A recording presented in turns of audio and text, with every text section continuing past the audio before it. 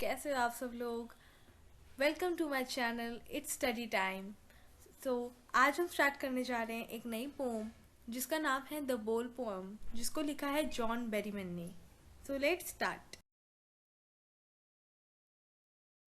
Poem की हम सबसे पहले समरी देखेंगे।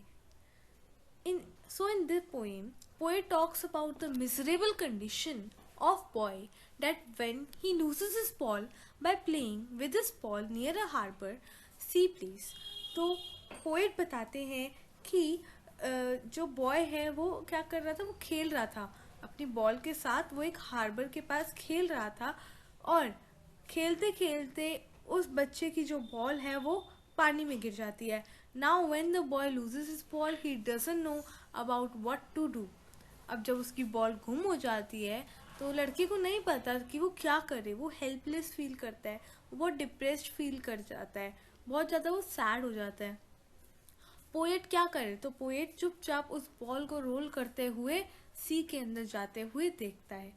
The ball seems to be rolling away and jumping happily to the water. देखने में ऐसा लगता है जैसे बॉल बहुत ही ज़्यादा खुशी से रोल करते हुए पानी के अंदर जंप कर गई। The poet didn't try many efforts to console the boy. तो पोएट इतने ज़्यादा एफर्ट्स नहीं करता कि वो बॉय को कंसोल करे, बॉय को अपने कंट्रोल करे, मगर उसको लगता है कि बॉय को बॉय समझेगा नहीं। The boy will not understand if he also tries to convince him by saying that he will buy the new one.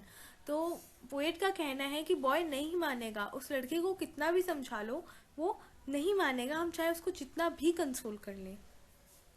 क्योंकि और पोएट कह रहे हैं कि अगर वो उसको नई बॉल भी दिला दे तब भी उसको वो नई बॉल भी नहीं चाहिए, उसके लिए वो पुरानी बॉल ही अच्छी थी। The boy will not be satisfied that new one as his feelings were attached to that old one although. तो जो बॉय की फीलिंग थी, ऑफकोर्स छोटे बच्चों की आदत होती है वो हर चीज़ से फीलिंग बना लेते हैं, यहाँ तक कि फैमिली कार होती है उससे फीलिंग्स जुड़ जाती हैं, यहाँ तक कि छोटे बच्चों के एक सॉफ्ट टॉय से फीलिंग्स तक जुड़ जाती है। तो उसी तरह उस बॉय की भी उस बॉल से फीलिंग्स जुड़ी हुई थी। If boy tries to be satisfied with that new one, but it will not took some time. In fact, the truth of life has been experienced by the poet is that materialistic possessions are quite often lost in life। तो poet चाहता है कि boy समझे कि ये सब materialistic thing है, ये सब यही रह जानी है, इन सब का आगे कोई काम नहीं है और इन्हें एक ना एक दिन लाइफ में खोना ही है। दीज थिंग्स और पोजेशंस और people can not be substituted और चेंज्ड। ऐसी चीज़ों को, लोगों को कोई भी चेंज नहीं कर सकता, मतलब उनकी जगह कोई नहीं ले सकता।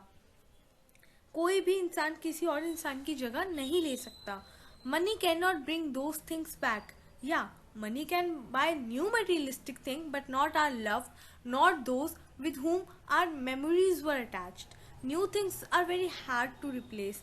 Even मोबाइल भी होता है तो मोबाइल, पुराने मोबाइल के साथ भी कई बार थोड़ी सी मेमोरीज जुड़ जाती हैं कि इस फ़ोन से हमने ये करा था, इस फ़ोन से हमने फ़ोटोज़ क्लिक करी थी, इस वाले फ़ोन से हमने यहाँ गए थे तो फ़ोटो क्लिक करी थी, इससे रिलेटेड। So let's move to the boy is getting a first hand knowledge by reaction of losing its nearest and dearest things. So this poem refers to that we should be able to bear the losses and get reconciled or to recover to the real life facts of losing our things, loved ones, our friends, etc., of which we are greatly attached with। तो इस pome जो boy है उसको knowledge मिलती है अपने own experience से कि कोई भी चीज़ यहाँ पर हमेशा के लिए नहीं रहने वाली है। यहाँ तक कि जहाँ तक जैसे स्लाइड में दिखाए गए हैं बैलून्स है, बैलून्स को फटना ही है, एक बैलून को आप जिंदगी भर नहीं रख सकते हो। The boy is getting first hand knowledge, उसको एक नॉलेज अपने एक्सपीरियंस से मिल रही है। उसने अपनी एक डियरेस्ट थिंग जो कि है बॉल, उसको खोया है। तो इसलिए बॉय को सीखना चाहिए, ये एक रियल लाइफ फैक्ट है जो उसे मान लेना चाहिए कि आगे आने वाली ज़िंदगी में चीज़ें खोएंगी, फ्रेंड्स खोते हैं, मगर हमें आगे मूव ऑन करना इस पोएम की poetic devices and rhyme schemes जानते हैं। तो इस पोएम में कोई राइम स्कीम नहीं है। This poem doesn't have any rhyme scheme. इस पोएम के अंदर एलिट्रेशन पोइटिक डिवाइस का यूज हुआ है, जिसके अंदर ये जो लाइंस मैंने लिखी है, balls balls will lost always and no one and none buys a ball back. Repetition. What is he to do? Balls will be lost always. इस रिपीटिशन इसमें कैसे है, यहाँ पर what and what दोनों के दोनों रिपीट हो रहे हैं, balls and balls रिपीट हो रहे हैं। और ऊपर एलिट्रेशन कैसे है, यहाँ पर आप देखोगे balls B and B and then N B buys a black ball. B is repeating itself. Okay, symbolism. तो इसके अंदर सिम्बॉलिज्म कैसे यूज है, बॉल सिम्बलाइजेस पोजेशन हेयर। यहाँ पर बॉल जो है वो मटेरियलिस्टिक थिंग्स को दिखाती है। Personification, merrily bouncing down the street. तो पर्सोनिफिकेशन कैसे है कि बॉल जो है उसको हमने एक ह्यूमन थिंकिंग से करा है कि बॉल हैप्पीली बाउंस करते हुए जा रही है। बॉल क्या है, नॉन लिविंग थिंग है, तो ऑफ कोर्स उसके अंदर इमोशंस नहीं है, बॉल के अंदर इमोशंस नहीं है, वो हैप्पीली या सैडली नहीं जा सकती है। हमने इस पोएम में पोएट ने क्या किया है, बॉल का पर्सोनिफिकेशन किया है ह्यूमन थॉट्स के साथ कि बॉल जो है वो हैप्पीली बाउंस करते हुए स्ट्रीट के अंदर जा रही है, सी के अंदर डूब रही है। एनाफोरा का use, what is the boy now who has lost his ball, what he to do, I saw it go. तो इन लाइंस के अंदर हमारा एनाफोरा का यूज हुआ है। Enjambment, some parts of poem are written in poem, some parts of poem are written in poem. तो अब हम एक इम्पॉर्टेंट मैं आपको एक इम्पॉर्टेंट मतलब डिसीजन बता दूं, या फिर डिसीजन नहीं कह सकते हम इसको, कहते हैं कि ये मैं आपको एक इम्पॉर्टेंट नोट,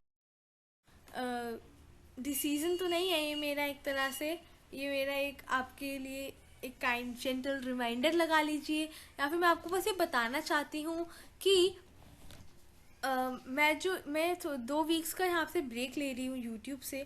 मैं कुछ अभी वीडियोस नहीं डाल पाऊँगी क्योंकि मेरे पेपर स्टार्ट हो गए हैं, एग्जामिनेशंस है, तो मुझे भी अपनी थोड़ा सा तैयारी करनी है। एज मैं भी इतनी ज़्यादा वेल प्रिपेयर नहीं हूँ, you know, because online classes were going on till then and a month ago our offline classes have started, so I need some time to prepare for my essays.